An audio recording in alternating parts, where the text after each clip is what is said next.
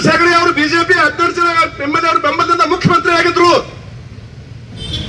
ಅವಾಗ ಬರಗಾಲ ಬಂದ್ರ ಪ್ರತಿ ಜಿಲ್ಲಾಗ 4-5 ಘೋಷಣೆ ಮಾಡಿದ್ರು. ಅವಾಗ ಉದ್ಯೋಗ ಕೊಟ್ಟಿದ್ರು. ಹೆಗಡೆ ಅವ್ರು ನೆನಪು ಮಾಡ್ಕೋರಿ, ನೀವು ಅದ್ರಾಗಿದ್ದವ್ರೆಲ್ಲ. ನೀವು ಬಹುತೇಕ ಈ ಕಾಂಗ್ರೆಸ್ ಇದ್ದವ್ರು, ಜನತಾ ಪರವಾಗಿ ಇದ್ದವ್ರು ಬಹಳ ಮಂದಿ ಮುಖ್ಯ ಸಿದ್ದರಾಮಯ್ಯ ಹಿಡ್ಕೊಂಡು ಸುಮಾರು 12 ಜನ ಇದ್ದವ್ರು. ಅದ್ರಿ ನೀವು ಕೂಡ ಹೆಗಡೆ ಅವ್ರು ನೋಡಿದವ್ರಿದ್ರಿ ನೀವೆಲ್ಲ, ಜೆ.ಎಚ್. ಪಟೇಲ್ ನೋಡಿದವ್ರಿದ್ರಿ ನೀವೆಲ್ಲ, ಬೊಮ್ಮಾಯಿ ಅವ್ರು ನೋಡಿದ್ರಿ ನೀವೆಲ್ಲ. ಅದ್ ನೆನಪರ ಮಾಡ್ಕೊಂಡು 83 ಹೆಗಡೆ ಅವ್ರ ಆಡಳಿತ ಹೆಂಗಿತ್ತು ಅಂತಕ್ಕಂಥದ್ದು ಅದುವರೆಗೂ ಇಲ್ಲ ನಿಮಗ. ಮತ್ತೆ ಏನಾರ ಮಾಡ್ಬೇಕಂತ ಮಾಡ್ರಿ ಹೇಳ್ರಿ, ಉತ್ತರ ಹೇಳಿ ಸುಮ್ಮನೆ ಅಂತ ಸುಮ್ಮನೆ ಬಿಡ್ತೇವೆ. ಕರ್ನಾಟಕ ಹಿಂದೆ ಉತ್ತರ ಹೇಳ್ತಾ ಡಿ ಕೆ ಶಿವಕುಮಾರ್ ಹೇಳುವಂತ ಮಾತುಗಳ ಕೇಳ್ತವ್ರು ತತ್ವಜ್ಞಾನ ಆಗ್ಬಿಟ್ಟಾರ. ಈಗಂತವ್ರು ಮಾತಿದ್ರೆ ತತ್ವಜ್ಞಾನ. ಅವ್ರೇನೋ ತಮ್ಮ ಆಗಿದ್ದಂತ ಆಪಾದನೆ ಹೋಗಿಸ್ಬೇಕಂತೇಳಿ ಹೊಸ ಹೊಸ ಪ್ರಯೋಗ ಮಾಡಕತ್ತಾರ. ಮಾಡಿ ನಾವೇನು ಬೇಡ, ಮನುಷ್ಯ ಬದಲು ಆಗ್ಬೇಕಾಗ್ಲಿ ಆಗ್ಬಾರ್ದಂತಿಲ್ಲ. ಮನುಷ್ಯ ಹಿಂದಿದ್ದಂಗೆ ಇರ್ಬೇಕಂತ ನಾವ್ ಅನ್ನಂಗಿಲ್ಲ. ಚಲೋ ಹಾಕಿದ್ರು ಆಗ ಯಾರು ಬೇಡ ಅಂತಾರೆ. ಚಲೋ ಸಮಾಜ ನಿರ್ಮಾಣ ಆದ್ರೆ, ಚಲೋ ನಾಯಕ ನಿರ್ಮಾಣ ಆದ್ರೆ ಬೇಡನಾಗಿಲ್ಲ ಯಾರು ಕೂಡ. ಒಬ್ಬ ಕೂಡಿ ಮಾಡಿ ಸೇರ್ಕೊಂತ ಜೀವನ ಶಿಕ್ಷೆ ಆಗಿ ಬಂದ ಮತ್ತೆ ಚಲೋ ಆಗಿ ಬದುಕ್ತಾಗ ಅವಕಾಶ ಕೊಟ್ಟಿರ್ತೈತೆ. ಅದಕ್ಕೆ ನಾವೇನು ಭಾರಿ ನೋಡಂಗಿಲ್ಲ, ಆಶ್ಚರ್ಯ ಪಡಂಗಿಲ್ಲ. ಚಲೋ ಆಗ್ರಿ ಬೇಡನಾಗಿಲ್ಲ ನಾವು. ಇನ್ನು ಬಿ ಸಿ ನಾಗೇಶ್ ಅವ್ರು ಮಾಜಿ ಮಂತ್ರಿ ತಿಳ್ಕೊಂಡಾಗ ಮಲ್ಲೇಶ್ವರ ಆಫೀಸ್ ಮೇಲೆ ಹಾರ ಹಾಕಿ ಹೋಗಿದ್ರು. ಸ್ವಾಗತ ಮಾಡ್ತೇವೆ ನಾವು ಮುಖ್ಯಮಂತ್ರಿಗಳೇ, ಹೊಸ ಹೆಜ್ಜಿಟ್ಟು ಸ್ವಾಗತ ಮಾಡ್ತೇವೆ. ಹಂಗ ಇದ್ರಾಗೂ ಕೂಡ ಮಾಡಿಲ್ಲ. ಒಂದು ಹೆಜ್ಜೆ ಮುಂದೆ ನೋಡೋಣ, ಬಾಯಾಗ ಹಾಕತ್ತೀರಿ ಬರೇ ಮಂತ್ರಿ ರಾಜೀನಾಮೆ ಕೊಡಿಸ್ರಿ, ಮತ್ತೊಬ್ಬ ಕೊಡ್ರಿ ಮಂತ್ರಿ ಸ್ಥಾನ. ಈಗ ಬಂದೊಂದು 3 ತಿಂಗಳು ಆಗತ್ತೆ. ನೀವು ಪೂರ್ಣ ನೀವು ಇನ್ನೂ ಒಂದು ವರ್ಷ 10 ತಿಂಗಳ ಪೂರ ನೀವು ಆಡಳಿತ ಮಾಡ್ಬೇಕಂತ ನಾವು ಅಪೇಕ್ಷೆ ಪಡ್ತೀವಿ. ನೀವರ ಏನ್ ಮಾಡ್ತೀರಿ ನೋಡ್ಬೇಕಾಗತ್ತೆ ನಮಗ. ಯಾಕಂದ್ರೆ ಸಿದ್ದರಾಮಯ್ಯ ಅಧಿಕಾರದಾಗ ಬಂದು 3 ವರ್ಷ ಅವ್ರು ಸುಮ್ಮನೆ ಬಿಟ್ಟಿಲ್ಲ. ನೀವು ಸರಳ ಬಿಟ್ಟಿಲ್ಲ. ನೀವು ಸಿದ್ದರಾಮಯ್ಯ ಅವ್ರನ್ನ ಯಾವ ಮಂತ್ರಿ ಸಭೆ ಮಾಡ್ತಾರ ಸುಳ್ಳು ಮಾಡಿಸಿರಿ. ನೀವು ಸಿದ್ದರಾಮಯ್ಯ ಅವ್ರು ಬಹಳ ಚಿಟಕು ಮಾಡಿಸಿರಿ. ನೀವು ಗೊತ್ತ ರಾಜ್ಯ ಜನ ನೋಡ್ಯಾರ. ಆ ಕಿರಿಕಿರಿಗೆ ಬೇಸತ್ತವ್ರು ರಾಜೀನಾಮೆ ಕೊಟ್ಟಾರ ಸಿದ್ದರಾಮಯ್ಯ ಅವ್ರ. ಜನ ಮರ್ತಿಲ್ಲ, ಜನ ಬಿಟ್ಟಾರ. ಅದನ್ನ ಬದಲಾವಣೆ ಏನ್ ಮಾಡ್ತೀರಿ ಹೇಳವಲ್ರಿ ನೀವನ. ಈಗ ಐತೆ ಅವಕಾಶ ಮಾಡ್ರಿ. ಅವತ್ ಕೆನಾಲ್ ನೀರು ಬಿಡ್ಬೇಕಾದ್ರೆ ಯಾರು ಶಾಸಕರು, ಯಾರು ಮಂತ್ರಿಗಳು, ಯಾರು ಅವಾಜ್ ಇಲ್ಲ. ಅದಕ್ಕೆ ನಾವು ಜಿಲ್ಲಾ ಅಧ್ಯಕ್ಷ ನಾವು ಅಲ್ಲಿ ಹೋಗಿದ್ದೇವೆ. 5 ಸಾವಿರ ರೈತರಿಗೆ ಸೇರಿದ್ದೇವೆ. ನಾವು 1 ವಾರ ನೋಟಿಸ್ ಕೊಟ್ಟಿದ್ದೇವೆ. ನಾವು ಜುಲೈ 9ಕ್ಕೆ ನೋಟಿಸ್ ಕೊಟ್ಟಿದ್ದೇವೆ. ಜುಲೈ 14ಕ್ಕೆ ನೀರು ಬಿಡ್ಬೇಕಂತ ಹೇಳ್ಕಂತ 15ಕ್ಕೆ ಕುಂತ 2 ತಾಸು ಟೈಮ್ ಕೊಟ್ಟೇವೆ ಅವ್ರಿಗೆ. ನಾವು ಡಿ ಸಿ ಅವ್ರಿಗೆ ಮಲ್ಲೇಶ್ ಭೇಟಿಯಾಗಿ ಹೋಗಿದ್ದೇವೆ. ನಾವು ವಿಜಯಪುರ ಡಿ ಸಿ ಆನಂದ್ರ ಅವ್ರಿಗೆ, ಡಿವಿಷನಲ್ ಕಮಿಷನರ್ ಜಾರಕಿಹೊಳಿ ಅವ್ರಿಗೆ ಫೋನೇ ಮಾತಾಡಿದೆ ನಾನು. ಆಲಮಟ್ಟಿ ಒಳಗೆ ಡ್ಯಾಮ್ನಾಗ ಬಹುತೇಕ ನೀರು 123 TMC ನೀರು ತುಂಬೈತಿ. ಇವತ್ತು ತುಂಬೈತೆ ಅಲ್ಲಿ ಆಲಮಟ್ಟ್ಯಾಗ. ಅದ್ರ 115 TMC ನೀರ ಗುಲ್ಬರ್ಗ ರಾಯಚೂರು ಹೋಗ್ತಾರ. ಕೇವಲ 5ರಿಂದ 8 TMC ನೀರು 123 ಒಳಗೆ 8 TMC ನೀರು ಮಾತ್ರ ವಿಜಯಪುರ ಜಿಲ್ಲೆ ಬರ್ತೈತಿ. ಬಾಗಲಕೋಟೆ ವಿಜಯಪುರ ಜಿಲ್ಲೆ ಸೇರಿ ಭೂಮಿ ಕಳ್ಕೊಂಡವ್ರು ನಾವು, ಡ್ಯಾಮಿಗೆ ಮನ ಕಳ್ಕೊಂಡವ್ರು ನಾವು. ಅದಕ್ಕೆ ಅವತ್ತು ಹೇಳಿದ ಅಧಿಕಾರಿಗಳಿಗೆ, ಈ ನೀರಾವರಿ ಆಗ್ತಕ್ಕಂಥದ್ದು ಎಷ್ಟು ಅಂತ ಹೇಳಿದ್ರೆ ಕೇವಲ ಒಂದು ಪೈಸೆನೂ ಅಲ್ಲ. ನಮ್ದು ಡಿ ಡ್ಯಾಮ್ ನಾವು MLA ಇದ್ದಾಗ ಒಂದು 30,000 ಹೆಕ್ಟೇರ್ ಮಾಡಿದ್ದ. ಗೋಟೆ ಗತ್ತಾತನ ಒಂದು 85 ಕಿಲೋಮೀಟರ್ ಕೆಲವು ಕಾಲುವೆ ಮಾಡಿ 2000 ಇಷ್ಟ. ಈ ಕಡೆ ಒಂದಾಲ್ತನ 17 ಕಿಲೋಮೀಟರ್ ಅಲ್ಲಿ 30,000 ಹೆಕ್ಟೇರ್. ಅಲ್ಲಿ ನಿಡಗುಂದಿಯಿಂದ ಮುದ್ದೆ ಮೇಳಕ್ಕೆ ಹೋಗಲ್ಲ ಸ್ವಲ್ಪ. ಆಚೆ ಕಡೆ ಬಾಗಲಕೋಟೆ ಜಿಲ್ಲೆ ರಾಂಪುರ್ ಕೆನಾಲ್ ಒಂದು ಹೋಗ್ತದೆ ಎಡ ಮತ್ತು ಬರ ಆಲಮಟ್ಟಿಯಿಂದ. ಅದೊಂದು 70,000 ಎಕರೆ. ಇನ್ನು ಮುಂದೆ ಕಡೆ ಇಂಡಿ ಸಿಂದಗಿ ಕಡೆ ನಾರಾಯಣಪುರ ಡ್ಯಾಮ್ ಅಲ್ಲೊಂದು 50,000 ಎಕರೆ ನೀರಾವರಿ ಆಕತಿ. ಇಡೀ ಬಾಗಲಕೋಟೆ ವಿಜಯಪುರ ಜಿಲ್ಲೆ ಒಳಗೆ ಇಷ್ಟ ನೀರಾವರಿ ನಮ್ಮದು. ಇಷ್ಟ ನೀರಾವರಿ ನಮ್ದು ಜಮೀನು ಇರ್ತಕ್ಕಂಥದ್ದು. ಒಂದು 4 ಲಕ್ಷ ಎಕರೆ ನಮ್ದು. ಇದಕ್ಕೆ ನಾವು ನೀರು ತಗೋಬೇಕಾದ್ರೆ ಪರ್ಮಿಷನ್ ತಗೋಬೇಕಂತ. ಅದು ನೀರು ನಿರ್ವಹಣಾ ಸಲಹಾ ಸಮಿತಿಯಿಂದ ಪರ್ಮಿಷನ್ ಬೇಕಂತ. ನಮಗೆ ಯಾರಪ್ಪ ಪರ್ಮಿಷನ್ ಬೇಕಂತ ಕೇಳಿದೆ ಮಣ್ಣು. ಯಾವುದೂ ಸಾಧ್ಯ ಇಲ್ಲ ಅಂತ ಹೇಳಿದೆ ನಾನು. ಅಲ್ಲ, ನಾರಾಯಣಪುರಕ್ಕೆ ಹೋಗ್ತಕ್ಕಂಥ ಕೆನಾಲ್ ಒಂದೊಂದು ದಿವಸಕ್ಕೆ 1 TMC ನೀರು ಹೋಗತ್ತೆ ಅಲ್ಲಿ. ನಮ್ಮ ಎಷ್ಟು ಹೋಗೋ ಎಲ್ಲ ಕೂಡಿ ಮುಳವಾಡ, ಚಿಮ್ಮಲಗಿ, ಗುತ್ತಿ ಬಸವಣ್ಣ 3 ಸೇರಿ ಮತ್ತೆ ತುಬಚಿ ಇನ್ನೊಂದು 2-3 ಆಗ್ಯಾವಲ್ಲಿ ಎಲ್ಲ ಸೇರಿ. ಆಮೇಲೆ ಬಾಗಲಕೋಟೆ ಜಿಲ್ಲೆ ಹರಕಲ್ಲ, ಮರೋಳ, ಸ್ವರ್ಣ, ಬೀಳಿಗಿ ಎಲ್ಲರೂ ಸೇರಿದ್ರೆ ಒಂದ್ ದಿವಸಕ್ಕೆ 1 TMC ಹೋಗುದು. 1 TMC ಅಂದ್ರೆ ಕನಿಷ್ಠ ಒಂದು 15 ದಿವಸ ಬಿಟ್ಟಾಗ ಎಲ್ಲಕ್ಕೂ ಪಂಪ್ ಚಾಲೂ ಮಾಡಿದಾಗ 15 ದಿವಸಕ್ಕೆ 1 TMC ನೀರು ಹೋಗತ್ತೆ ಅಷ್ಟೇ. ಒಂದು 5-6 TMC ಒಳಗೆ 3-4 ತಿಂಗಳು ಒಂದು ಪೀಕ ಬಂದು ಬಿಡ್ತದೆ ನಮ್ದು. ಇಷ್ಟೇ ನಮ್ಮ ಬಳಕೆ ಇರ್ತಕ್ಕಂಥದ್ದು. ಇದ್ರಾಗ ಅವಾಗ DC ಅವ್ರಿಗೆ ಹೇಳ್ದಾಗ ತಿಳ್ಕೊಂಡ್ರು ಅವರು. ನಾ ಧನ್ಯವಾದ ಹೇಳ್ತೀನಿ ಅವ್ರಿಗೆ. ನನಗೇನು ಗೊತ್ತಿದ್ದಿಲ್ರಿ ಅಂದ್ರು. ಮೃಗಸರ ಮಳಿ ಒಂದು ಹೋಗೈತಿ, ಈಗ ಏನು ಅನಾಹುತ ಆಗಿಲ್ಲ, ಇನ್ನೂ ಮಳಿ ಭಾಳ ಅದಾವ, ಮಾನೋಸ್ ಬೆಟ್ಟಕ್ಕೆ ಇನ್ನೂ ಮಳಿ ಹಾಕತ್ತಿ, ಹೊಳಿ ತುಂಬತತ್ತಿ, ನೀವು ಬಿಡ್ರಿ ಅಂತ ಹೇಳಿದೆ ಅವ್ರಿಗೆ. ಏನು ಅನ್ಕ ಆಗಿಲ್ಲ, ಡಿವಿಷನ್ ಕಮಿಷನರ್ಗೆ ಬರಿಬೇಕ್ರಿ ಅಂತ. ಅವ್ರಿಗೆ ಪತ್ರ ಬರ್ರಿ, ನಮ್ಮ ಪರವಾಗಿ ಬರ್ರಿ ಇವತ್ತು ಹೇಳಿದೆ ನಾನು. ಅವ್ರಿಗೆ ಬರೆದ್ರು, ಅವ್ರಿಗೆ ತಿಳಿಬೇಕು ಹೇಳಿದೆ ನಾವು ಫೋನ್ನಾಗ ಹೇಳಿ. ಒಂದು ತಾಸು ಟೈಮ್ ಕೊಟ್ಟೆ, ಆದ್ರೆ ಡಿವಿಷನ್ ಕಮಿಷನರ್ ಒಂದು 15 ನಿಮಿಷಕ್ಕೆ ಆರ್ಡರ್ ಮಾಡಿದ್ರು. ಮುಖ್ಯಮಂತ್ರಿನೂ ಕೇಳಿಲ್ಲ, ಯಾವ ಮಂತ್ರಿನೂ ಕೇಳಿಲ್ಲ, ಯಾವ MLA ಕೇಳಿಲ್ಲ. ಇಬ್ಬರೇ ಅಧಿಕಾರಿಗಳು ಮನಸ್ಸು ಮಾಡಿ ಅವತ್ತ ಮುಳವಾಡದ ಪಂಪ್ ಚಾಲೂ ಮಾಡಿದ್ರು. ಅಲ್ಲಿಂದ ಇಲ್ಲಿವರೆಗೆ ಆಗಸ್ಟ್ 15ಕ್ಕೆ ಒಂದು ತಿಂಗಳಾಕತಿ, ಇವತ್ತು ಆಗಸ್ಟ್ 20 ಅಂದ್ರೆ 1 ತಿಂಗಳು 5 ದಿವಸ ಆತಿ ಕೆನಾಲ್ದ ನೀರು ಬರಕತ್ ನಮ್ಮ ಜಿಲ್ಲೆ ಒಳಗೆ. ಮುಂದೆ ಬಿಟ್ಕೋ ಅಂತ ಹೇಳಿದೆವು ನಾವು, ಡ್ಯಾಮ್ ತುಂಬಿದ್ದಾಗ ಅವ್ರಿಗೆ ಬೇಡ ಅಂತ ಹೇಳಿ ನಾವು. ಅಕಸ್ಮಾತ್ ಒಂದು ನಾವು ಪ್ರಯತ್ನ ಮಾಡ್ಲಿಕ್ಕಂದ್ರೆ ನೀವು ಇನ್ನೂ 1 ತಿಂಗಳು ನೀರು ಬಿಡ್ತಿದ್ದಲ್ಲಿ ನೀವು ನಿಮ್ಮ ಮೇಲೆ ಕೂತಿದ್ದೇವೆ ಅಂದ್ರೆ. ಆ ಹೋರಾಟ ಭಾರತೀಯ ಜನತಾ ಪಾರ್ಟಿ ಗೊತ್ತಿರಲ್ಲ ನಿಮಗೆಲ್ಲ. ನಮ್ಮ ರೈತರು ಮೆಕ್ಕೆಜೋಳ ಹಾಕೊಂಡಾರ, ನೀರು ಹಾಸಾಕತ್ತಾರ, ಗುದ್ದಾಡಕತ್ತಾರ ರಾಷ್ಟ್ರ. ಇಲ್ಲಕಂದ್ರೆ ಮಳೆನೂ ಇಲ್ಲ, ನೀರು ಹೊಳೆ ನೀರು ಹರಿದಾಕಿತ್ತು, ಬರೀ ಮಾಪರು ಬಂದ್ಕಂಡ್. ಇಷ್ಟು ಕಾಮನ್ ಸೆನ್ಸ್ ಇಲ್ಲ ಆಗ್ತಕ್ಕಂಥ ಶಾಸಕರಿಗಿಲ್ಲ, ಸರ್ಕಾರಕ್ಕಿಲ್ಲ. ನೀರಾವರಿ ಮಂತ್ರಿ ಅಂತೂ ವಾಲ್ಯನವ್ರಿಗೆ ಗೊಳೆ ಕಟ್ಟಿದ್ರೆ ಅವ್ರಿಗೆ. ಅದು ಬಿಟ್ಟು ಮತ್ತೆ ಅವ್ರು ಅರಣ್ಯ ಕೊಟ್ಟು ಮತ್ತೊಂದು ಏನು ಗದ್ದಲ ಮಾಡಿರಿ. ಅರಣ್ಯಕ್ಕೆ ಹೋಗೋಣ ಮತ್ತೆ ಅಲ್ಲೊಂದು 3 ಕೊಲೆ ಕೇಸ್ ಬತ್ತ ರಾಮಲಿಂಗ ರೆಡ್ಡಿ ಅವ್ರ ಮ್ಯಾಗ. ನೀರಾವರಿ ಬೇಸತ್ಕಾದತ್ತ ಅವ್ರಿಗೇನು ಅರಣ್ಯದಾಗ ಹೋಗೋಣ, ಅಲ್ಲ ಮೂರು ಜೀವ ಹೋಗ್ಬಿಟ್ಟವಲ್ಲ, 3 ಜೀವಗಳು. ಅದ್ರ ಊರ್ಲ ಅವ್ರಿಗೆ ಬರ್ತಿಲ್ಲ ರಾಮಲಿಂಗ ರೆಡ್ಡಿ ಅವ್ರಿಗೆ. ಅಂದ್ರೆ ನಿಮ್ದು ಕಳ್ಕೊಳ್ಳಿಲ್ಲ, ಯಾವ ಇಲಾಖೆ ತಗೋಬೇಕು, ಏನ್ ಮಾಡ್ಬೇಕು, ಯಾವ ಇಲಾಖೆ ತಗೊಂಡು ಏನ್ ಮಾಡೋರಿದ್ರಿ. ನಮ್ಗೆ ತೋಟಗಾರಿಕೆ ಇಲಾಖೆ ಕೊಟ್ಟಿದ್ರು 2 ತಿಂಗಳು 15 ದಿವಸ ಇದ್ದೆ ನಾನು. 2 ತಿಂಗಳು 15 ದಿವಸದಾಗ ನಾವು ಯಡಿಯೂರಪ್ಪ ಪುಣ್ಯದಿಂದ ಅವರ ಪರಿಶ್ರಮದಿಂದ ಬಾಗಲಕೋಟೆಗೆ ತೋಟಗಾರಿಕೆ ಯೂನಿವರ್ಸಿಟಿ ಮಾಡೇವು ನಾವು 2 ತಿಂಗಳು 15 ದಿವಸದಾಗ. ನಾವು ದೇಶದಾಗ 3ನೇದದು, ಕರ್ನಾಟಕಕ್ಕೆ 1ನೇದದು. ಯಡಿಯೂರಪ್ಪರು ಬಜೆಟ್ನಾಗ ಆಗಿದ್ದಿಲ್ಲ. ಅದು ಬಜೆಟ್ನಾಗ ಏನ್ ಹೇಳಿದ್ರು ಅವರು, ಕೃಷಿ ವಿಶ್ವವಿದ್ಯಾಲಯ ಅಂತ ಘೋಷಣೆ ಮಾಡಿದ್ರು ಅವರು ಬಾಗಲಕೋಟೆಗೆ. ನಾವು ಹೇಳಿದೀವಿ ನಮಗೆ ಕೃಷಿ ಬೇಕಾಗಿಲ್ಲ, ತೋಟಗಾರಿಕೆ ಬೇಕಂತ. ನಾವು ಇವತ್ತ ವೀರಣ್ಣ ಮತ್ತಿಕಟ್ಟಿ ಅವಾಗ ಕಾಂಗ್ರೆಸ್ MLC ಇದ್ರು, ಅವ್ರು ಇನ್ನೂ ಕಾಂಗ್ರೆಸ್ ತಗದಾರ. ಅವನು ಕರ್ಕೊಂಡು ಹೋಗಿದ್ದೆ ಬ್ಯಾಂಕ್ವೆಟ್ ಹಾಲ್ನಾಗ ಯಡಿಯೂರಪ್ಪರ ಕಡೆ. ಮಧ್ಯಾಹ್ನ ಊಟ ಮಾಡಾಕತ್ತಿದ್ರು ಅವ್ರು. ಯಾಕೆ ನೀವ್ ಯಾಕೆ ಊಟ ಮಾಡಿಲ್ಲ ಅಂತ ಕೇಳಿದ್ರು ಅವ್ರು. ಸಾಹೇಬ್ರ ನಮ್ಮ 2 ಬಾಗಲಕೋಟೆ ಜಿಲ್ಲೆ ಹಣ್ಣು ಬೆಳೆಯುವಂತ ರೈತರದಾರ, ತೋಟಗಾರಿಕೆ ಯೂನಿವರ್ಸಿಟಿ ಬೇಕಾಗಿತ್ತು, ನೀವು ಕೃಷಿ ವಿಶ್ವವಿದ್ಯಾಲಯ ಮಾಡಿರಿ. ಕೃಷಿ ವಿಶ್ವವಿದ್ಯಾಲಯ ಧಾರವಾಡಕ್ಕೆ ಬಂದೈತಿ, ರಾಯಚೂರು ಬಂದೈತಿ, ಬೆಂಗಳೂರು ಬಂದೈತಿ. ಅದಕ್ಕೆ ನಾವು ಊಟಕ್ಕೆ ಹೋಗಿಲ್ಲ, ಇದನ್ನ ನೀವು ಆಶ್ವಾಸನೆ ಕೊಟ್ಟರೆ ಊಟ ಮಾಡ್ತೀವಿ ಅಂತ ಹೇಳಿದೆವು. ವೀರಣ್ಣ ಮತ್ತಿಕಟ್ಟಿ ಇವತ್ತು ಜೀವಂತ ಕೇಳಿ ಬರ್ರಿ ಹೋಗಿ ಅಂತ. ಅವಾಗ ಯಡಿಯೂರಪ್ಪನವ್ರು ಹೇಳಿದ್ರು, ಇಷ್ಟೆಲ್ಲ ಹೇಳ್ತೀರಿ ಅಂದ್ರೆ 1 ವಾರ ಬಜೆಟ್ ಮೇಲೆ ಚರ್ಚೆ ಆಗಿ ಸದನದೊಳಗ ಉತ್ತರ ಕೊಡುವಾಗ ನಿಮ್ಗೆ ಬೇಡಿಕೆಯನ್ನು ಈಡೇರಿಸ್ತೀನಿ, ಬಾಗಲಕೋಟೆಗೆ ನಾವು ತೋಟಗಾರಿಕೆ ಮಾಡ್ತೀನಿ ಅಂತ ಮಾತು ಕೊಟ್ಟರು. 8 ದಿವಸ ಸದನದ ಚರ್ಚೆ ಆಯ್ತು. ಚರ್ಚೆ ಆದ್ಮೇಲೆ ಅವರು ಉತ್ತರ ಕೊಡುವಂತ ಸಂದರ್ಭದಲ್ಲಿ ಆಗಿನ ಮುಖ್ಯಮಂತ್ರಿ ಸನ್ಮಾನ್ಯ BS ಯಡಿಯೂರಪ್ಪನವರು, ನಾನು ಬಾಗಲಕೋಟೆಗೆ ಕೃಷಿ ವಿಶ್ವವಿದ್ಯಾಲಯ ಕೊಟ್ಟಿದ್ದೆ, ಅಲ್ಲಿರ್ತಕ್ಕಂಥ ರೈತರು, ಅಲ್ಲಿ ಜನಪ್ರತಿನಿಧಿಗಳು ಎಲ್ಲರೂ ಬಂದ ಅದಕ್ಕೆ ತೋಟಗಾರಿಕೆ ಬೇಕಂತ ಹೇಳಕತ್ತಾರ, ಕೃಷಿ ಬದಲಾಗಿ ತೋಟಗಾರಿಕೆ ವಿಶ್ವವಿದ್ಯಾಲಯ ಮಾಡ್ತೀನಿ ಅಂತಕ್ಕಂಥ ಮಾತನ್ನ ಉತ್ತರ ಕೊಡುವಾಗ ಮಾಡಿರ್ತಕ್ಕಂಥ ಮುಖ್ಯಮಂತ್ರಿ ಯಾರಾದ್ರೂ ಆಗಿದ್ರೆ ಸನ್ಮಾನ್ಯ BS ಯಡಿಯೂರಪ್ಪನವರು ಅಂತಕ್ಕಂಥ ಮಾತನ್ನು ಮರಿಬಾರ್ದು ಯಾರು ಕೂಡ. ಅದಕ್ಕೆ ಬಾಗಲಕೋಟೆ ಆಗೈತದು 3ನೇ ದೇಶನಾಗದು. ಶಿಮ್ಲಾಕೊಂದೈತಿ, ಆಂಧ್ರಕ್ಕೊಂದೈತಿ, ಬಾಗಲಕೋಟೆ 3ನೇ ತೋಟಗಾರಿಕೆ ಯೂನಿವರ್ಸಿಟಿ ಅದು. ಇದು ಯಡಿಯೂರಪ್ಪನವರು ಉತ್ತರ ಕೊಡಾಗ ಮಾಡಿದ ಬದಲಾವಣೆ ಅದು. ನಾನು 2 ತಿಂಗಳು 15 ದಿವಸ ತೋಟಗಾರಿಕೆ ಮಂತ್ರಿ ಇದ್ದೆ ನಾನು. ಅವಾಗ ಆಗಿರ್ತಕ್ಕಂಥ ಒಂದು ಬದಲಾವಣೆ. ಮುಂದೆ ಜಗದೀಶ್ ಶೆಟ್ಟರ್ CM ಆಗಿದ್ರು. ಅವಾಗ ಇಲ್ಲೊಂದು ನನಗೆ APMC ಹುದ್ದೆ ಸಿಕ್ಕಿತ್ತ ಅವಾಗ 10 ತಿಂಗಳು. ನಾವು ದ್ರಾಕ್ಷಿ ಮಾರಕ್ ಸಾಂಗ್ಲಿಗೆ ಹಾಕಿದ್ದೇವೆ ನಾವೆಲ್ಲ, ಮಣುಕ್ ಮಾರಕ.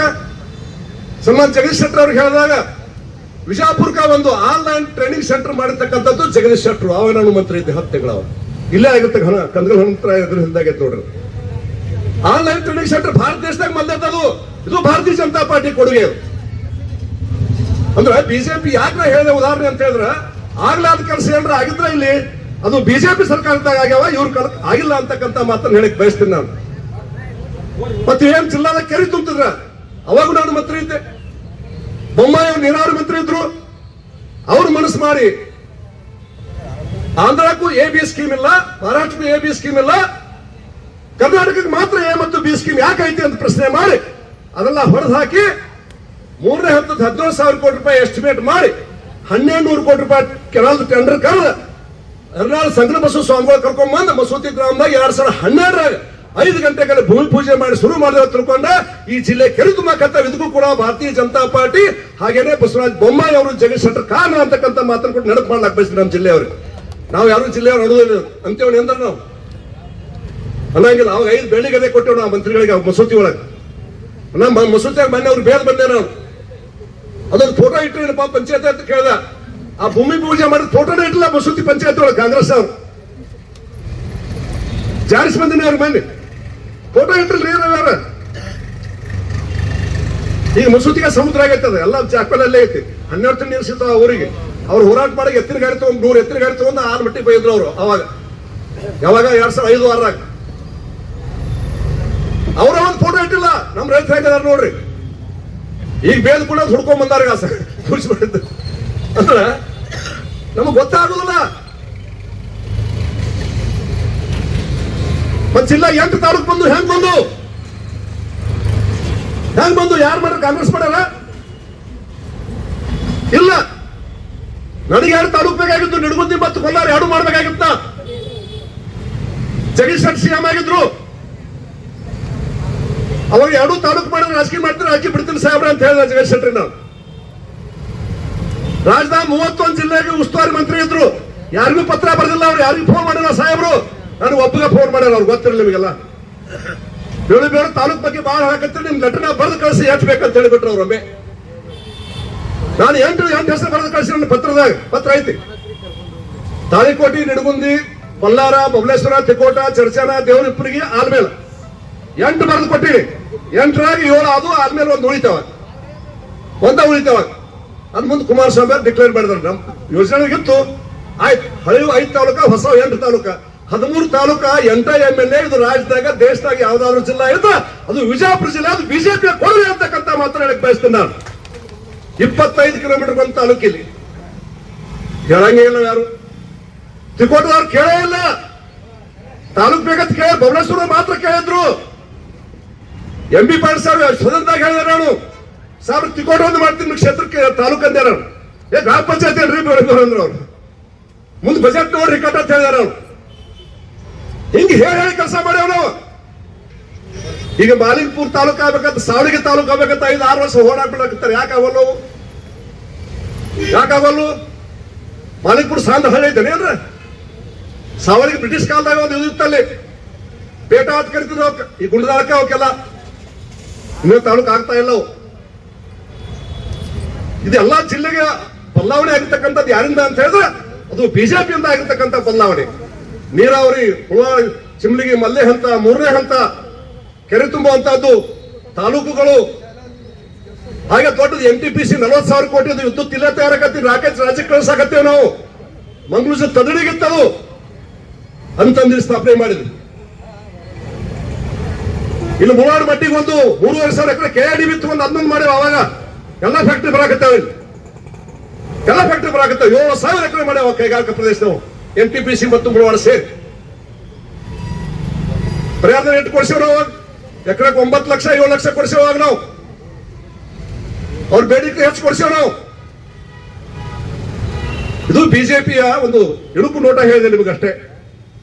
ಈ ಹೈವೇ ಇದ್ದ ಬಿಜಾಪುರ ಹೈವೇ, ಇದು ಅಟಲ್ ಬಿಹಾರಿ ವಾಜಪೇಯಿ ಪ್ರಧಾನಮಂತ್ರಿ ಇದ್ದಾಗ, ನಾನು ಶಾಸಕ ಇದ್ದೆ ಅವಾಗ. ಬಿಜೆಪಿ ಅನಂತಕುಮಾರ್ ಕೇಂದ್ರದ ವಿಮಾನಯಾನ ಖಾತೆ ಮಂತ್ರಿ ಇದ್ರು. ಅವ್ರೊಂದು ಪತ್ರ ಕೈಲೇ ಬರೆದ ಪತ್ರ ಕೊಟ್ಟಿದ್ದು ಗೊತ್ತಿರಲಿಲ್ಲ ನಮಗ. ಬಿಜಾಪುರ ಬಳಿ ರಾಜ್ಯ ಹೆದ್ದಾರಿ, ರಾಷ್ಟ್ರೀಯ ಹೆದ್ದಾರಿ ಮಾಡ್ಬೇಕಂತ ಪತ್ರ ಕೊಟ್ಟೆ. ಅವಾಗ ಅನಂತಕುಮಾರ್ ಅವರು ನನ್ನ ಪತ್ರ ಜೊತೆ ತಮ್ಮ ಪತ್ರ ಸೇರಿಸಿ ಇವತ್ತು ವಿಶಾಲ ಕರ್ನಾಟಕ ಪತ್ರಿಕೆಯ ಸಂಪಾದಕರಾಗಿದ್ದ ವಿಶ್ವೇಶ್ವರ ಭಟ್ ಅವರು ಸ್ಪೆಷಲ್ ಆಫೀಸರ್ ಆಗಿದ್ರು ಅವ್ರ ಕೈಯಾಗ, ಅನಂತಕುಮಾರ್ ಕೈಯಾಗ. ಅವ್ರದೊಂದು ಪತ್ರ 3 ಪತ್ರ ಸೇರಿ ಅವಾಗ ವಾಜಪೇಯಿ ಅವ್ರ ಕಾಲದಲ್ಲಿ ಇವತ್ತಿನ ರಕ್ಷಣಾ ಮಂತ್ರಿ ಆಗಿರ್ತಕ್ಕಂಥ ರಾಜನಾಥ್ ಸಿಂಗ್ ಅವರು ಭೂ ಸಾರಿಗೆ ಮಂತ್ರಿ ಇದ್ರು. ಅವರು ಯಾವ ಮಂತ್ರಿ? ಗಡ್ಕರಿ ಅವ್ರಲ್ಲ, ಇವರು ಆ ಖಾತೆ ರಾಜನಾಥ್ ಸಿಂಗ್ ಅವ್ರಿಗಿತ್ತವಾಗ. ನಮ್ಮ 3 ಮಂದಿ ಪತ್ರ ಹೋಯ್ತು. ಇಲ್ಲಿ ಕರ್ನಾಟಕದಾಗ SM ಕೃಷ್ಣ ಮುಖ್ಯಮಂತ್ರಿ, ಧರ್ಮ ಸಿಂಗ್ ಅವರು ಲೋಕೋಪಯೋಗಿ ಮಂತ್ರಿ. ಧರ್ಮ ಸಿಂಗ್ ಅವರು ಜೇವರ್ಗಿ ಚಿಕ್ಕೋಡಿ ಆಗ್ಬೇಕಂತ ಅವ್ರದ್ದು ಅಪೇಕ್ಷೆ ಇತ್ತು. 1ನೇ ನಂಬರ್ ಜೇವರ್ಗಿ ಚಿಕ್ಕೋಡಿ ಹಾಕಿದ್ರು, 2 ನಂಬರ್ ಶ್ರೀರಂಗಪಟ್ಟಣ ಬೀದರ್ ಹಾಕಿದ್ರು, 3 ನಂಬರ್ ಮೈಸೂರಿಂದ ಒಂದು ಹಾಕಿದ್ರು, 4ನೇ ನಂಬರ್ ವಿಜಯಪುರ ಬಳಿ ಹಾಕಿದ್ರು. ಅವರು ದಿಲ್ಲಿಗೆ ರೆಕಮೆಂಡೇಶನ್ ಆಗಿತ್ತು ರಾಜ್ಯ ಸರ್ಕಾರದಿಂದ. ನಾವು ಜನವರಿ ಪತ್ರ ಕೊಟ್ಟಿವಿ. ಮಾರ್ಚ್ದಾಗ ಹೈವೇಗಳ ಸಭೆ ದಿಲ್ಲಿ ಒಳಗೆ. ಅವಾಗ ರಾಜನಾಥ್ ಸಿಂಗ್ ಅವರು ಆ ಮ್ಯಾಗಿನ 3 ಕ್ಯಾನ್ಸಲ್ ಮಾಡಿ ಕೇವಲ ವಿಜಯಪುರ ಹುಬ್ಬಳ್ಳಿ ಮಾತ್ರ ಹೆದ್ದಾರಿ ಮಾಡಿರ್ತಕ್ಕಂಥದ್ದು ಯಾರು ಅಂತ ಹೇಳಿದ್ರೆ ಆಗಿನ ಪ್ರಧಾನಮಂತ್ರಿ ಅಟಲ್ ಬಿಹಾರಿ ವಾಜಪೇಯಿ, ಇವತ್ತಿನ ರಕ್ಷಣಾ ಮಂತ್ರಿ ರಾಜನಾಥ್ ಸಿಂಗ್ ಅಂತ ಹೇಳಕ್ ಬಯಸ್ತೀನಿ ನಾನು ಬಂಧುಗಳೇ. ಹಾಗೆ ಅನಂತಕುಮಾರ್ ಅವ್ರ ಪ್ರಯತ್ನ. ಮುಂದವರು ಬಿಜೆಪಿ ರಾಷ್ಟ್ರೀಯ ಅಧ್ಯಕ್ಷ ರಾಜನಾಥ್ ಸಿಂಗ್ ಅವರು ಮಂಜೂರು ಮಾಡಿ, ಅವ್ರು BC ಕಂಡೂರು ಅವರು ಭೂ ಸಾರಿಗೆ ಮಂತ್ರಿ ಆದ್ರು. ಅವಾಗ ಕೊಲ್ಲಾರದಾಗ ಅಡಿಗಲ್ ಸಮಾರಂಭ ಮಾಡಿಸೇವಿ ನಾವು, ಗೊತ್ತಿರಲಿಲ್ಲ ನಿಮಗೆಲ್ಲ. ಅಡಿಗಲ್ ಸಮಾರಂಭ ಹೈವೇದ್ದು ಕೊಲ್ಲಾರ ಮಾಡಿಸಿ ನಾವು. ಧರ್ಮಸಿಂಗ್ ಅವರು ಬಂದಿದ್ರು, ಅನಂತಕುಮಾರ್ ಅವರು ಬಂದಿದ್ರು. ಧರ್ಮಸಿಂಗ್ ಅವರು ಒಪ್ಕೊಂಡ್ರು, ನಮ್ಮ ಜೇವರಿಗೆ ಚಿಕ್ಕೋರಿ ಕಸ್ಕೊಂಡ್ಬಿಟ್ರೆ ಬೆಳಿಬಿ ಅವ್ರಂದ್ರ ನಾವು ಇಲ್ಲಿ ಪೂಜಾ ಮಾಡಕತ್ತೇವಪ್ಪ ಆಗಿದ್ರೆ ಆಗೈತೆ ಚಲೋ ಅಂತ ಧರ್ಮಿಸಿದ್ರು ಡೊಕ್ಕೋತ್ ಹೇಳಿದ್ರು ಅವಾಗ ಪೂಜಾಗ ಭಾಗವಹಿಸಿದ್ರು BC ಕಂಡೂರು ಬಂದು ಪೂಜೆ ಮಾಡಿ ಹೋಗ್ಯಾರ. ಅದು ಇವತ್ತು ಹುಬ್ಬಳ್ಳಿಯಿಂದ ಹುಮನಾಬಾದಾಗೈತಿ ಮತ್ತು ಇವತ್ತು 4 ಲೈನ್ ಮಂಜೂರಾಗೈತಿ. ಯಾರು ಮಾಡಕತ್ತಾರ? ಇವತ್ತಿನ ಹೆಮ್ಮೆಯ ರೋಡ್ ಕರಿ ಅಂತ ಕರಿತೀವಿ, ಗಡ್ಕರಿ ಅವರೇ ಮತ್ತಿಗೆ 4 ಲೈನ್ ಮಂಜೂರು ಮಾಡ್ಯಾರ. ಈಗ ನಮ್ಮ ಜಿಗಜಿನಿ ಅವರ ಪ್ರಮುಖ ಪಾತ್ರದಿಂದ ನಮ್ಮ MP ಅವರ ಪ್ರಮುಖ ಪಾತ್ರ, ಇಲ್ಲಿ MP ಮತ್ತು ಆಚೆ ಕಡೆ ಗದ್ದಿಗೌಡರು ಇಬ್ರು MPಗಳ ಪ್ರಯತ್ನದಿಂದ ಇವತ್ತಿದೆ ಹೈವೇ ಚತುಷ್ಪಥ ಹೈವೇ ಆಗಿ ಮಾರ್ಪಡೋ ಕಾರಣ ಯಾರು ಅಂದ್ರೆ ಅದು BJP ಸರ್ಕಾರ, NDA ಸರ್ಕಾರ ಅಂತಕ್ಕಂಥ ಮಾತನ್ನು ಕೂಡ ಹೇಳಕ್ ಬಯಸ್ತಿದ್ದಾರೆ. ಇವಿಷ್ಟು ಅಭಿವೃದ್ಧಿ ಪರವಾಗಿ ಆಗಿರ್ತಕ್ಕಂಥ ಸುಮ್ಮನೆ ಕೆಲವು ವಿಚಾರಗಳನ್ನು ನಿಮ್ಮ ಮುಂದೆ ಇಡಕತ್ತೀನಿ ನಾನು. ಸುಮ್ಮನೆ ಇದನ್ನ ನೀವು ಕೂಡ ಇಟ್ಕೋಬೇಕು ನಿಮ್ ಕಡೆ ವಿಷಯ ಹೇಳ್ಬೇಕು. ಈ ಕೆಲಸ ನೀವು ಯಾವಾಗ ಮಾಡಿ ನೆನಪಾಯ್ತಾವು ಕೇಳಿ ಕಾಂಗ್ರೆಸ್ ಅವ್ರಿಗೆ ಮತ್ತವ್ರಿಗೆ. ಅಂದ್ರೆ BJP ಸುಮ್ಮನೆ ಅಧಿಕಾರಕ್ಕೆ ಬರುವಂತದ್ದಲ್ಲ, ಅಧಿಕಾರದಾಗ ಒಂದು ಕ್ಷಣ ಹಾಳು ಮಾಡಲಾರ್ದೇನೆ ಇದು ಮೋದಿಯವರ ಅಭಿವೃದ್ಧಿಗಳು ಹೇಳ್ಕೊಂಡು ಕೂತ್ರೆ ಅದು ಬಹಳ ನಿಮಗೆಲ್ಲ ಗೊತ್ತದ. ಅದನ್ನ ಅದಕ್ಕೆ ಟಚ್ ಮಾಡಕ್ ಹೋಗುದಿಲ್ಲ. ಇವತ್ತು ನಾನು ಎಲ್ಲರಿಗೂ ಗೊತ್ತಿದ್ದ ವಿಷಯ ಟಚ್ ಮಾಡಕ್ ಹೋಗುದಿಲ್ಲ ನಾನು.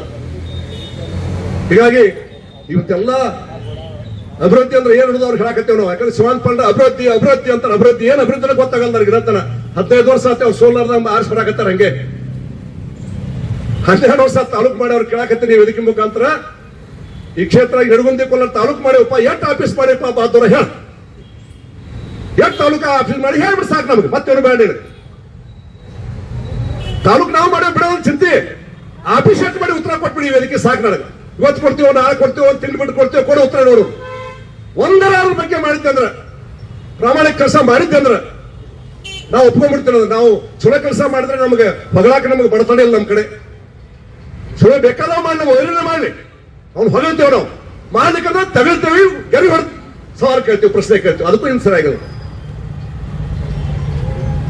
ದಯವಿಟ್ಟು ಈ ಒಂದು ಹೋರಾಟ ನಾಗೇಂದ್ರ ಅವರು ರಾಜೀನಾಮೆ ಇಟ್ಕೊಂಡು ನಿಲ್ಲುವುದಿಲ್ಲ ಅಂತಕ್ಕಂಥ ಮಾತನ್ನ ಮತ್ತೊಮ್ಮೆ ಸ್ಪಷ್ಟಪಡಿಸಿ, ಭಾರತೀಯ ಜನತಾ ಪಾರ್ಟಿ ನಮ್ಮ ನಾಯಕರಾಗಿರ್ತಕ್ಕಂಥ ವಿಜೇಂದ್ರ ಅವರು ಇವತ್ತು ವಿಧಾನಸಭೆಯಲ್ಲಿ ಮತ್ತು ವಿಧಾನ ಪರಿಷತ್ನಲ್ಲಿ ಅಲ್ಲಿ ವಿರೋಧ ಪಕ್ಷ ನಾಯಕರಾಗಿರ್ತಕ್ಕಂಥ R ಅಶೋಕ್ರವರು, ಚಲುವಾದಿ ನಾರಾಯಣ ಸ್ವಾಮಿ ಅವರು, ನಮ್ಮೆಲ್ಲ ರಾಜ್ಯದ ತಂಡ ಅಲ್ಲಿ ಕೂಡ ಧರಣಿ ಮತ್ತು ಬೈಕಾಟ್ ಎಲ್ಲವನ್ನು ಮಾಡ್ಲಕ್ ಹತ್ತಿದಾರ. ಒಟ್ಟಾರೆ ಅವರ ನಾಗೇಂದ್ರ ರಾಜೀನಾಮೆ ಕೊಡುವವರೆಗೆ ನಮ್ಮ ಹೋರಾಟ ನಿಲ್ಲುವುದಿಲ್ಲ ಅಂತಕ್ಕಂಥ ಮಾತನ್ನು ಹೇಳಿ ಆ ದಿಕ್ಕಿನಲ್ಲಿ ಕಾಂಗ್ರೆಸ್ ಸರ್ಕಾರ ಸ್ಪಂದನೆ ಮಾಡಬೇಕು ಅಂತ ಹೇಳಿ ಮತ್ತೊಮ್ಮೆ ಸರ್ಕಾರಕ್ಕೆ ಧಿಕ್ಕಾರವನ್ನು ಹೇಳಿ ನಾನು ಮಾತನ್ನು ಮುಗಿಸ್ತಾ ಇದ್ದೇನೆ. ಜೈ ಹಿಂದ್, ಜೈ ಕರ್ನಾಟಕ. ಜನತಾ ಪಾರ್ಟಿಯಿಂದ ಒಂದು ಭರವಸೆಯನ್ನು ಕೊಡ್ತೀವಿ. ಏನು ಅಂತ ಹೇಳಿದ್ರೆ 2028ಕ್ಕೆ ಮತ್ತೊಮ್ಮೆ ಭಾರತೀಯ ಜನತಾ ಪಾರ್ಟಿ ಸರ್ಕಾರ ಬರೋದು ನಿಶ್ಚಿತ ಐತಿ. ಸರ್ಕಾರ ಬಂತಂದ್ರ ವಿಜಯಪುರ ಜಿಲ್ಲೆಗೆ ಹಣಿಪಟ್ಟಿ ಐತಿ, ಬರಗಾಲ ಅಂತಕ್ಕಂಥ ಹಣಿಪಟ್ಟಿ ಐತಿ. ಆ ಹಣಿಪಟ್ಟಿ ತೆಗೆದು ಹಾಕಿ ಆ ಕೃಷ್ಣಾ ಮೇಲ್ದಂಡೆ ಯೋಜನೆಯ 3ನೇ ಹಂತದ್ದೇನು 1,20,000 ಕೋಟಿ ರೂಪಾಯಿ ಬೇಕದಕ್ಕೆ ಆ ಹಣವನ್ನ ಇಟ್ಟು ಆ 3ನೇ ಹಂತದ ಯೋಜನೆ ಪೂರ್ಣ ಮಾಡಿ ಇಡೀ ಜಿಲ್ಲೆಯ ಎಲ್ಲಾ ತಾಲೂಕುಗಳಿರ್ತಕ್ಕಂಥ ಎಲ್ಲಾ ಜಮೀನುಗಳ ಕಡೆ ಹೊಲಕ್ಕೂ ಕೂಡ ನೀರು ಹೋಗ್ತಕ್ಕಂಥ ಕೆಲಸವನ್ನ ಮುಂದಿನ ಚುನಾವಣೆ ಭಾರತೀಯ ಜನತಾ ಪಾರ್ಟಿ ಸರ್ಕಾರ ಬಂದಾಗ ನಾವು ಮಾಡ್ತೀವಿ. ಬಿಜಾಪುರ ಜಿಲ್ಲೆಯ ಬರಗಾಲದ ಹಣಿಪಟ್ಟಿ ಕಿತ್ತೋಗಿದ್ದೀವಿ ಅಂತಕ್ಕಂಥ ಒಂದು ಘೋಷಣೆಯನ್ನ, ಭರವಸೆಯನ್ನ ಈ ಹೋರಾಟದ ಮುಖಾಂತರವಾಗಿ ಅಪ್ಪು ಪಂಡಿಶೆಟ್ಟಿ ಅವರು ನಾವು ಜಿಲ್ಲೆಯ ಜನರಿಗೆ ರೈತರಿಗೆ ಕೊಡ್ಲಿಕ್ಕೆ ಬಯಸ್ತೇವೆ. ಹಾಗಾಗ್ತಾ ಇಲ್ಲೊಂದು ಆಫೀಸ್ ಇರ್ತಂತ ಆಫೀಸ್ ಬಂದು ಅವ್ರು ನೆನಪು ಮಾಡಿದ್ರು. ಅದನ್ನ ಆಫೀಸ್ ಮತ್ತೊಮ್ಮೆ ನೆನಪು ಮಾಡೋದು ಬೇಡ, ನಮಗೆ ಬೇಡ ಬರಗಾಲ, ನಮಗೆ ಬೇಡ, ನಮಗೆ ಇಷ್ಟು ಬೇಡ, ಮತ್ತೊಂದು ಬೋಡಾಕೋದು ಬೇಡ. 28ಕ್ಕೆ ನಮ್ಮ ಸರ್ಕಾರ ಬಂದ್ರೆ ಬರಗಾಲ ರೈತ ಜಿಲ್ಲೆ ರಾಜ್ಯದಾಗ ಯಾವ್ದು ಇದ್ರ ಅದು ವಿಜಯಪುರ ಜಿಲ್ಲೆ ಅನ್ನೋದನ್ನ ಸೇರಿ ನಾವು ಮಾಡಿ ತೋರಿಸ್ತೇವೆ ಅಂತಕ್ಕಂಥ ಭರವಸೆಯನ್ನ ವಿಜಯಪುರ ಜಿಲ್ಲೆಯ ರೈತರಿಗೆ ಕೊಡ್ಲಿಕ್ಕೆ ಬಯಸ್ತೀವಿ. ಹಂಗೇನೆ ನಾವು 2005-6 ಒಳಗ ಬಾಗಲಕೋಟೆ ಮತ್ತು ವಿಜಯಪುರ ಸಮಗ್ರ ನೀರಾವರಿ ಆಗ್ಬೇಕು, ಕೆರೆ ತುಂಬಬೇಕು ಅಂತ ಹೇಳಿ 2005 December 16, December 12 Almatti MD office ಬಂದು 1 ವರ್ಷ 3 ತಿಂಗಳು ಕೂತಿದ್ದೇವೆ, 1 ದಿವಸ 1.5 ತಿಂಗಳು ಕೂತಿದ್ದೇವೆ. ಅಲ್ಲಿಂದ ಕೃಷ್ಣೆಯಿಂದ ಪಾದಯಾತ್ರೆ ಮಾಡಿದ್ದೀವಿ, 1 ವಾರ ಉಪವಾಸ ಮಾಡಿದ್ದೀವಿ, ಜಿಲ್ಲೆ ಬಂದ್ ಕರೆ ಕೊಟ್ಟಿದ್ದೇವೆ. ಅವಾಗ ಒಂದು ವಿಷಯ ಅದ್ರಾಗ ಸೇರಿಸಿದ್ದೀವಿ ನಾವು. ಏನಂತ ಹೇಳಿದ್ರೆ ಅದು ನನಗೆ ಗೊತ್ತಿದ್ದಿಲ್ಲ. ಅದನ್ನ MM ಸಜ್ಜನ್ ಅಂತ ಹೇಳಿ ಮುದ್ದೇಬೇಳದವ್ರು ಮಾಜಿ MLA ಇದ್ರು. ಅವ್ರು ಬಹಳ ಖಡಕ ನಾಯಕರವ್ರು. ಭವಿಷ್ಯ ಮುದ್ದೇಬೇಳದ ತಂಗಡಿಗೆ ಬ್ರಿಡ್ಜ್ ಅಂತ ಇತ್ತಲ್ಲ, ಆ ಕಾಲದಾಗ ಬ್ರಿಡ್ಜ್ ಮಾಡಿದ ಮಹಾನ್ ನಾಯಕರವ್ರು. ಆ ಕಾಲದಾಗ ರೀ ಆ ಬ್ರಿಡ್ಜ್ ಅವರೇ ಮಾಡಿ ಸಜ್ಜನ್ MLA ಮಾಡಿದ್ದಲ್ಲ. ಅವ್ರು ನನಗ ಏನ್ ಹೇಳಿದ್ರು, ಡೋಳಿಬಿ ಅವರ ಈ ಹೈದರಾಬಾದ್ ಕರ್ನಾಟಕದ ಬೇಡಿಕೆ ಇಟ್ಟಾರ ಅವ್ರ ಭಾಗದಾಗ 4 ಜಿಲ್ಲೆಯವ್ರು 375 ಬೇಕಂತ ಬೇಡಕತ್ತಾರ. ನೀವ್ಯಾಕೆ ಸುಮ್ ಕೂತ್ರಿ, ನೀವು ಬೇಡ್ರಿ ಅಂತ ಹೇಳಿ ನನಗೆ ಅವ್ರು ಹೇಳಿದ್ರು. ಅವ್ರು ಒಂದು ಪತ್ರ ಕೊಟ್ರು ನನಗೆ. ಅವ್ರು ಕೊಟ್ಟಾಗ ನಾವು ಆಲ್ಮಟ್ಟಿಗೆ ಧರಣಿ ಮಾಡಿದ್ವಿ 2 ವರ್ಷ. 2005, 6 2 ಸಲ ಮಾಡಿವಿ ನಾವು ಧರಣಿಯಲ್ಲಿ. ಮಾಡಿದಾಗ ಆ ಹೆಂಡಬಿಲ್ದಾಗ ಈ ವಿಷಯ ಇಟ್ಟಿದ್ದೇವೆ ನಾವು. ಬಿಜಾಪುರ ಜಿಲ್ಲೆನೂ ಕೂಡ ಹೈದರಾಬಾದ್ ಕರ್ನಾಟಕ ಸೇರಿಸಿ ವಿಶೇಷ ಸ್ಥಾನ ಮಾಡಿಕೊಡ್ಬೇಕಂತ ಬೇಡಿಕೆ ಇಟ್ಟಿದ್ದೀವಿ. ಅದು ನಮ್ಮ ಜಿಲ್ಲೆಯಿಂದ ಸ್ಪಂದನೆ ಸಿಗ್ಲಿಲ್ಲ. ಏನು ಅವಾಗ ಸ್ಪಂದನೆ ಏನು ಸಿಗ್ಲಿಲ್ಲ, ಯಾರು ಅದನ್ನ ಆವಾಜ ಮಾಡಲಿಲ್ಲ. ಆದ್ರೂ ನಾವು ನಮ್ಮ ಸರ್ಕಾರದಿಂದ ಒಂದು ಏನ್ ಮಾಡಿದೀವಿ ಅಂತ ಹೇಳಿದ್ರೆ, ಹೈಕೋರ್ಟ್ ಎಲ್ಲಿ ಆಗ್ಬೇಕಂತ ಬಂದಾಗ ಬೆಳಗಾವಿಗೆ ಬೇಕು, ಧಾರವಾಡ ಬೇಕು, ಗುಲ್ಬರ್ಗ ಬೇಕಂದ್ರೆ ಗುಲ್ಬರ್ಗ ಇಲ್ಲ ಅಂದವ್ರು ನಾವೆಲ್ಲ ಒಪ್ಪಿಗೆ ಕೊಟ್ಟೇವೆ. ನಮ್ಮ ಜಿಲ್ಲೆ ಎಲ್ಲ ಸೇರಿ ನಾವೆಲ್ಲ ಅದಕ್ಕೆ ಗುಲ್ಬರ್ಗ ಆಗೈತೆ. 3 ಕಡೆ ಇರ್ತಾರೆ, 3 ಪೈಕಿ ಗುಲ್ಬರ್ಗ ಕೊಟ್ಟೇವೆ. ಆಮೇಲೆ NWS KSRTC ಹುಬ್ಬಳ್ಳಿದು ಬಹಳ ಲಾಸ್ ಆಗಿತ್ತು. ಅದು ಲಾಸ್ ಆಗಿದ್ದಾಗ ನಾವ್ ಏನ್ ಮಾಡಿದ್ವಿ, ಈಶಾನ್ಯ ಕರ್ನಾಟಕ ರಾಜ್ಯ ಸಂಸ್ಥೆ ಸ್ವಲ್ಪ ಲಾಭ ಆಗಿತ್ತು. ಅದಕ್ಕೆ ವಿಜಯಪುರ ಜಿಲ್ಲೆಯನ್ನು ಕೂಡ ಅದಕ್ಕೆ ವಿಶೇಷ ಸ್ಥಾನಮಾನಕ್ಕೆ ಒಂದು ಪ್ಲಸ್ ಆಗ್ಲಿ ಅಂತ ಹೇಳಿ ಅವಾಗ ನಾನು ಏನ್ ಮಾಡಿದೆ, ಒಂದು ಮೀಟಿಂಗ್ ಕರೆದು ವಿಜಯಪುರದ KSRTC ತೆಗೆದು ಹಾಕಿ ಈಶಾನ್ಯ ರಾಜ್ಯ ರಸ್ತೆ ಸಾರಿಗೆ ಸಂಸ್ಥೆಗೆ ಸೇರಿಸುವಂತ ಕೆಲಸವನ್ನು ನಾವು ಬಿಜೆಪಿ ಸರ್ಕಾರ ಮಾಡಿದ್ದು ಗೊತ್ತಿರಲಿಲ್ಲ. ಅದಕ್ಕೆ ಇದು ಕಲ್ಯಾಣ ಕರ್ನಾಟಕ ತಗತಿ ಬಸ್ಗಳ ಬ್ಯಾಗ್ ಇದು ಬಿಜೆಪಿ ಸರ್ಕಾರ ಮಾಡಿದ್ದು ಗೊತ್ತಿರಲಿಲ್ಲ. ಅಂದ್ರೆ ವಿಶೇಷ ಸ್ಥಾನಮಾನ ಪ್ಲಸ್ ಪಾಯಿಂಟ್ ಆಗ್ಲಿ ಅಂತ ಮಾಡಿದ್ದು. ಅವಾಗ ಮಾಡ ಶಿವಾನಂದ ಕಲ್ರು ಅಧ್ಯಕ್ಷ ಮಾಡಿದೆವು ನಾವು, ಸನ್ಮಾನ್ಯ ಸಾಹೇಬರು ಮಾಡಿದ್ರು ಅವಾಗ. ಅಧ್ಯಕ್ಷ ಮಾಡಿದವಾಗ ಕೃಷ್ಣ ಕಾಡ ಅಧ್ಯಕ್ಷ ಬಸವರಾಜ್ ಕುಂಬಾರ್ ಮಾಡಿತ್ತು. ಅವಾಗ ಇದನ್ನ ಫಸ್ಟ್ ನಾವು ಇದನ್ನ ಹುಬ್ಬಳ್ಳಿಯಿಂದ ತೆಗೆದು ಗುಲ್ಬರ್ಗ ಸೇರಿಸೇವ್ ನಾವು.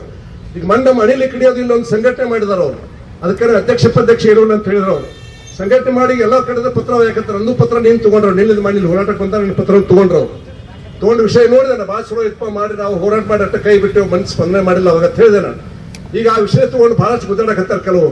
ಅನಾಮದೇ ಅಂತೀನಿ ನಾನು, ಪಾಪ ಯಾವ ಪಕ್ಷದಾಗ ಗುರುತಿಸ್ಕೊಂಡಿಲ್ಲ ಅವ್ರು. ಮಾಡಿ ಯಾರು ಒಳ್ಳೇದು ಮಾಡಿದ್ರೆ ಮಾಡಿ ಅವ್ರು ಬೆಂಬಲ ಕೊಡೋದು ನಾವು ಪ್ರಶ್ನೆ ಇಲ್ಲ. ಅದಕ್ಕೆ ಅಪ್ಪ ಅವ್ರು ನಾವು ಇಲ್ಲಿದ್ದೇವೆ, ನಾವು ನಗರ ಮಂಡಲ ಎಲ್ಲರೂ ಇದೇವಿ. ಅದಕ್ಕೆ ಆ ಹೋರಾಟ ಮುಂದೆ ಬತ್ತಂದ್ರೆ, ಆ ಹೋರಾಟ ತೀವ್ರ ಆಯ್ತಂದ್ರೆ ನಾವು ಪಕ್ಷಾತೀತವಾಗಿ ನಾವೆಲ್ಲರೂ ಕೂಡ ಅದಕ್ಕೆ ನಾವು ಬೆಂಬಲ ಕೊಡೋಣ ಅಂತಕ್ಕಂಥ ಮಾತನ್ನು ಕೂಡ ಈ ವೇದಿಕೆ ಮುಖಾಂತರ ಅಪ್ಪು ಅವರು ನಾವು ಕೂಡ ಕೊಡ್ಲಿಕ್ಕೆ ಬಯಸ್ತೇವೆ. ಆ ಹೋರಾಟ ಯಾವಾಗ ಅವ್ರು ತೀವ್ರ ಯಾವಾಗ ನಾವನ್ನ ಕರೆದಾಗ ನಾವೆಲ್ಲ ಬಿಜೆಪಿ ಅದಕ್ಕೆ ಹೊರತಾಗಿರಂಗಿಲ್ಲ. ಬಿಜಾಪುರ ಜಿಲ್ಲೆ ವಿಶೇಷ ಸ್ಥಾನಮಾನ ಸಿಗಬೇಕಂದ್ರೆ ಅಲ್ಲಿ ಇರ್ತಕ್ಕಂಥ ನೌಕರಿ ಸಿಗುವಂತ ಪದ್ಧತಿ ಇದು ನೋಡಿದ್ರೆ ಅದು ಬಹಳಷ್ಟು ಅನ್ಯಾಯ ಐತೆ. ಅದು ಅವ್ರು ಹೋರಾಟ ಮಾಡ್ಯಾರ, ಅವ್ರು ತಗೊಂಡ ಪ್ರಶ್ನೆ ಇಲ್ಲ, ಅವ್ರಿಗೆ ನಾವು ತಪ್ಪನಾಗಿಲ್ಲ. ನಾವು ಅದು ನಮ್ಮವ್ರು ಹೋರಾಟ ಮಾಡಲಿಲ್ಲ. ನಾವು ಅದಾದ್ಮೇಲೆ ನಾವು ಚಿಂತೆ ಮಾಡಕತ್ತೇವೆ, ಅದು ಸೇರಿದ ಮೇಲೆ ಚಿಂತೆ ಮಾಡಕತ್ತೇವೆ. ಏನ್ ಫರ್ಕ್ ಇಲ್ಲ ಗುಲ್ಬರ್ಗಕ್ಕೆ ವಿಜಯಪುರಕ್ಕೆ ಏನ್ ಫರ್ಕ್ ಐತಿ? ಬೀದರ, ಗುಲ್ಬರ್ಗ, ರಾಯಚೂರು, ಬಿಜಾಪುರ ಏನ್ ಫರ್ಕ್ ಐತಿ ಹೇಳಿ ನೋಡೋಣ. ಏನೂ ಇಲ್ಲ. ಮತ್ತೆ ಆಡಳಿತ ಇದ್ದಂತ ಜಿಲ್ಲೆ ನಮ್ದು ಕೂಡ. ಅದಕ್ಕೆ ಅವ್ರು ಯಾರೋ ಹೋರಾಟ ಮಾಡ್ಲಿಕ್ಕೆ ಹತ್ತಿದಾರ. ಆ ಹೋರಾಟಕ್ಕೆ ನಾವು ಈ ವೇದಿಕೆ ಮುಖಾಂತರ ಹೇಳ್ತೀವಿ, ಭಾರತೀಯ ಜನತಾ ಪಾರ್ಟಿ ನಾವೆಲ್ಲರೂ ಕೂಡ ಅದಕ್ಕೆ ಬೆಂಬಲ ಐತಿ ಅಂತಕ್ಕಂಥ ಮಾತನ್ನು ಕೂಡ ಈ ಹೋರಾಟದ ಮುಖಾಂತರ ಹೇಳಿಕ್ಕೆ ಬಯಸ್ತೀನಿ ನಾನು. ಓಂ ಶ್ರೀ ಭಾಗ್ಯವಂತಿ ಜ್ಯೋತಿಷ್ಯಾಲಯ, ಭಾಗ್ಯವಂತಿ ಆರಾಧಕರು ಪಂಡಿತ್ ರಾಘವೇಂದ್ರ ಜೋಶಿ.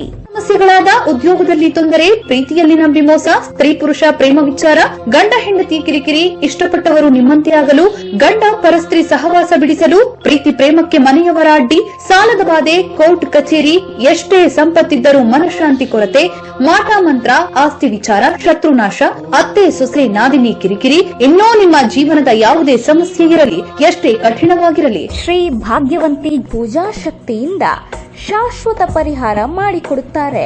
ಫೋನಿನ ಮುಖಾಂತರ ಶಾಶ್ವತ ಪರಿಹಾರ, 100% ಶಾಶ್ವತ ಪರಿಹಾರ. ದೂರದ ಊರಿನವರಿಗೆ ದೂರವಾಣಿ ಹಾಗೂ ವಾಟ್ಸ್ಆಪ್ ಮೂಲಕ ಸಂಪರ್ಕದಲ್ಲಿರುತ್ತಾರೆ. ಓಂ ಶ್ರೀ ಭಾಗ್ಯವಂತಿ ಜ್ಯೋತಿಷ್ಯಾಲಯ. ಒಂದು ಕರೆ ನಿಮ್ಮ ಜೀವನ ಬದಲಿಸಬಹುದು. ನಿಮ್ಮ ಸಮಸ್ಯೆಗಳ ಫೋನಿನ ಮೂಲಕ ವಿಶೇಷ ಪರಿಹಾರ ಮಾಡಲಾಗುವುದು. ಸಂಪರ್ಕಿಸಿ 9901238550.